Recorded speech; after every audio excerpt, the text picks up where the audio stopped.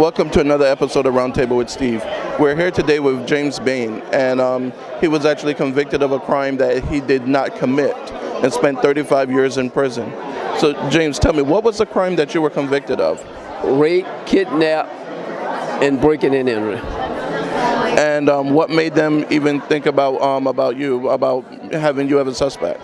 Because what was said during the midst of the rape. Okay, and you were how old at the time, as I see from the poster?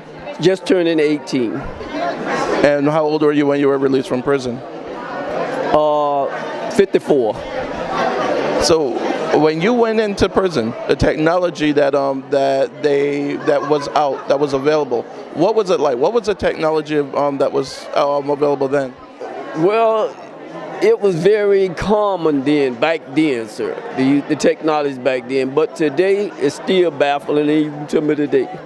So I mean, like when you went into to prison, they didn't have things like cell phones or anything. None of that. None of that. So how do you feel about the justice system that took the majority of your life away from you? Well, sir, I have to look at it in a totally different way now. Because of DNA, it's a gift from God, sir. Because without it, I would still be there. So the DNA technology and the improvement in that technology was what helped to make. Okay, so what about witnesses and things of that sort? What did that pay? In 1974, witness didn't matter. It was considered as a weak A or a strong A at that time. Yes, and what was said during the trial.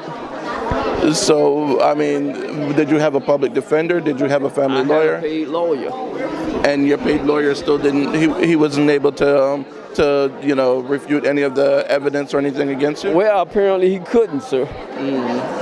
Okay, so, and we see the things that are going on right now, the injustices in the system that are happening. How do you feel about things like that when you see that on TV? Well, sir, I got this thing now where I watch forensic files. Simple reason I watch forensic file because of my case.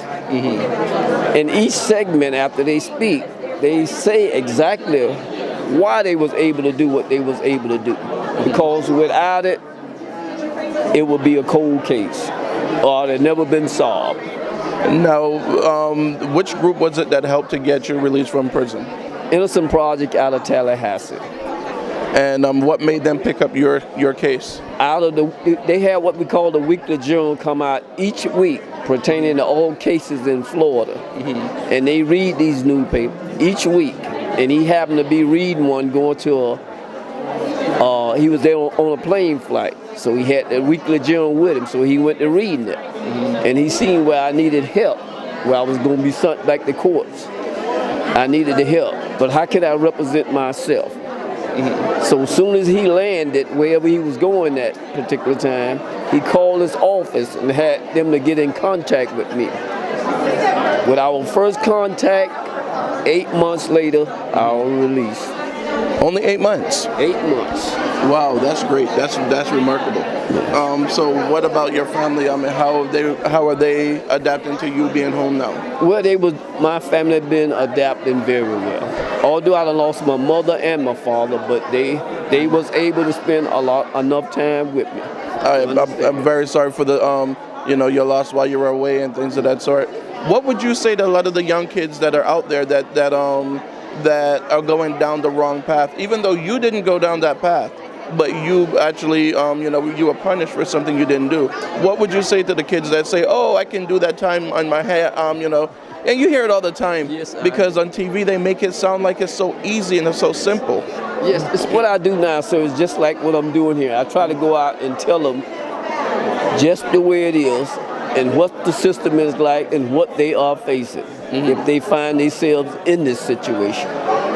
So as a 15-year-old kid, an 18-year-old kid going to prison, how was that for you when you first went in there? How was your first? It's a scary feeling, sir. It's very scary because you don't know what's going to happen next at that age. All right, and many things can occur at that age. And you were in the prison with the adults. You weren't. Yes. I was put right in with them, right in the middle of them. Wow. I can only, I'm 45 now, and I would be scared going in there. Oh, yes. So I could only imagine what what you at 18 years old were feeling at that time. Yes. Not only that, to be snatched from your parents the way they did it. And then to see your family, your whole family ripped apart pretty much in that way. Wow. Now let me ask you, what were your dreams when you were 18 and you were going to and you were before this all happened? What were your dreams? What did you want to do? My dream was to take care of my family at the time, because that's what I was doing before I went in. So, what did you want to do? What did you want to grow up to be? No, I didn't have nothing in mind to grow up to be. I just wanted to be there for my family. Okay. That's the way I came up.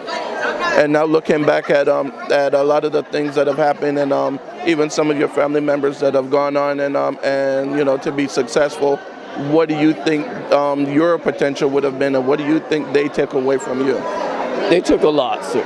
I lost my youth, my teens, and everything. All that was taken. All right, and for a lot of my adult years. Yeah, and I got to tell you, for you to be so humble and so and I know it probably weighs a lot on your mind still, but for you, sir, but all that was given to God. And that's the thing, for you to be so at peace with it. You are a bigger man than I am, and I tell you this, God bless you, because you definitely are an inspiration to people that hold grudges and have animosity towards others, and for you to not have those feelings, that's really good, and that's a really big move. I really appreciate it. I got to shake your hand for that. Thank you. All right, and I would like to thank you for being on Roundtable with Steve. We're here today with Adina Thompson. We're here at an event with James Bain. He was convicted of a crime that he didn't commit and spent 35 years in jail.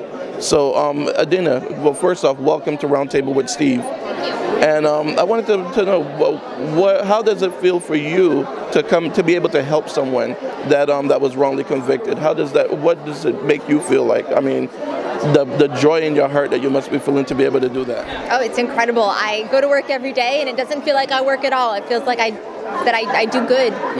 It feels like I do wonderful things all day, and I never feel like I'm at work.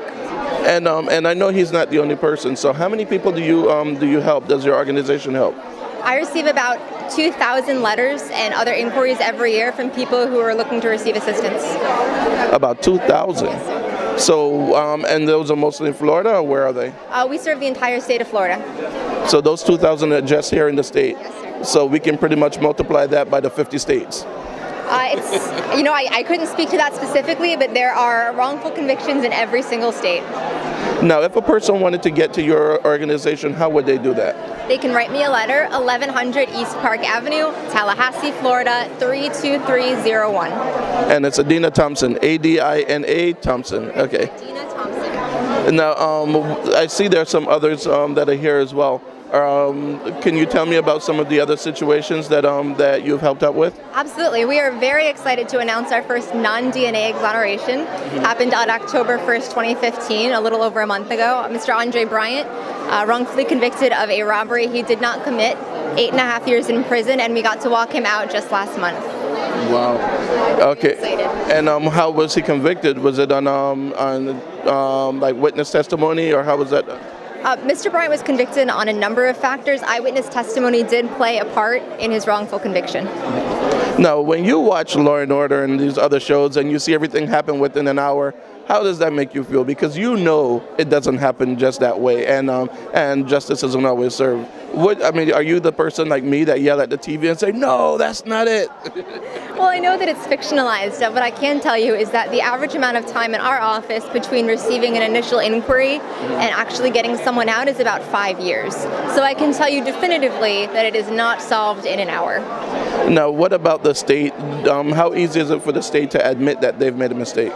You know, it depends on the case. It depends on the individual actors in the case. Some prosecutors, law enforcement officers, different actors in a particular case may be more or less willing to discuss culpability. Some are very willing to apologize to a defendant who's been wrongfully convicted and exonerated. Some are less so. You have people within the criminal justice system who are willing to admit that a mistake was made. And you also have people within the criminal justice system who still believe in the exonerated person's guilt. So it really does run the gamut.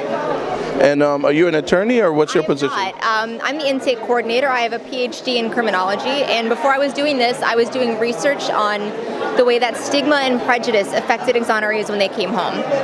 And what's your finding on that? What was your outcome on that study? Well, that's a great question. What I found is that we have a lot of work to do, that there is a lot of repair to do for these gentlemen and ladies when they come home, and that they hurt, and that we really do need to reintegrate them with whole hearts, and that they are coming out in pain.